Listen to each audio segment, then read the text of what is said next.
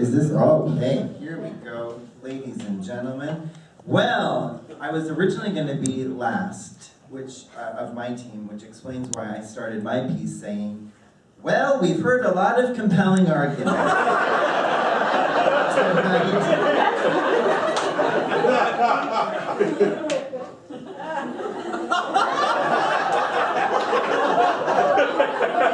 We've heard a lot of compelling arguments tonight about how one's upbringing supersedes who we naturally are. But I am here to put paid, ladies and gentlemen, this debate once and for all by looking at how the quality of nurture arises from the nature of the mind. Through karma.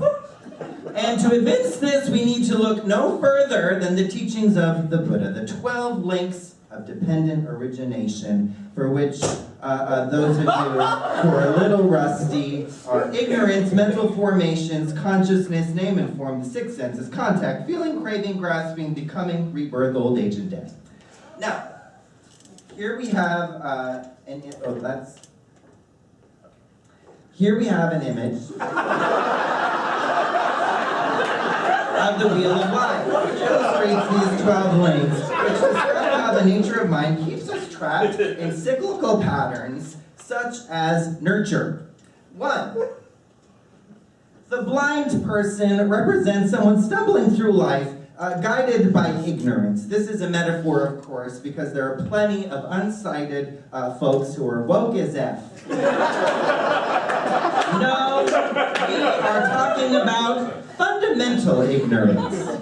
No concept of cause and effect and the interconnectivity of reality. Not realizing that any action we take, good, bad, or from an ignorant place, makes an impression on the mind. Which brings us to the second link, constructing activities, symbolized by the potter here. So by stumbling ignorantly through life, we create karma, shaping our lives like a potter makes pots. This, I thought, I hate this. So I started working with clay. I just started working with clay. I just started to work with clay. Did you really? Yeah. So you were just molding it on your own? Yeah. I just started thinking about clothing. From positive actions, we create positive pots. From negative deeds, we make walls.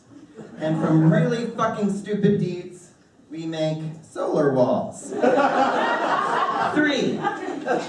The monkey. Karma shapes our consciousness, which is symbolized by a monkey jumping from tree to tree. What we're playing tonight is something called Trump or Monkey. Are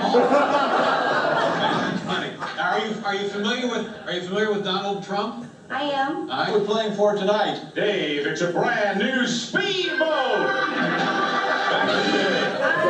Dave, I think we've settled on number 1 is the monkey. All right, number 1 being which one? Right there? This one. That one is the monkey. And Jessica, what do you think? I agree. All right, so of the 3, you believe that's the monkey. All right, Rupert, revealed.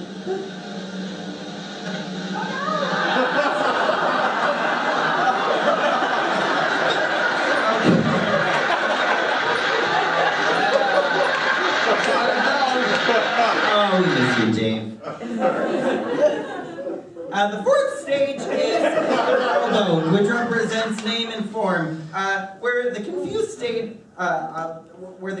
state of mind begins to identify itself as a brand. 5 is the building depicted here represents the senses, the 5 senses, and the ability to perceive the world clearly. And then the 6th one here represents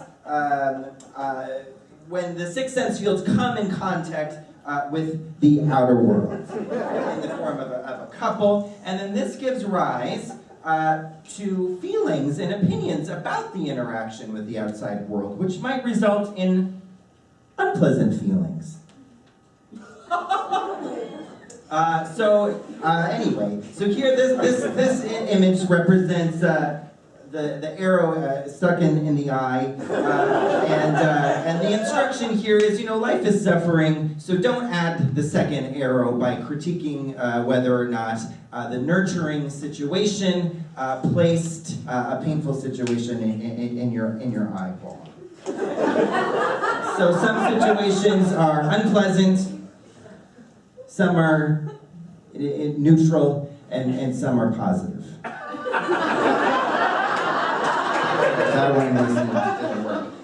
So based on when we have these interactions with positive, negative, and neutral reactions, we start to form a craving, a habitual way that we react in the world based on these opinions that arise in the mind. This is a guy about to drink a beer. So this is, the craving arises. And we either do things that we cling to. We want to do things that we like. Or we reject things that we don't like. Or we just remain completely ignorant of everything else. Now, while the ninth point brings us into the realm of the monkey, which is taking action, physical action in the physical world based on our impulses, we actually have the opportunity to pause.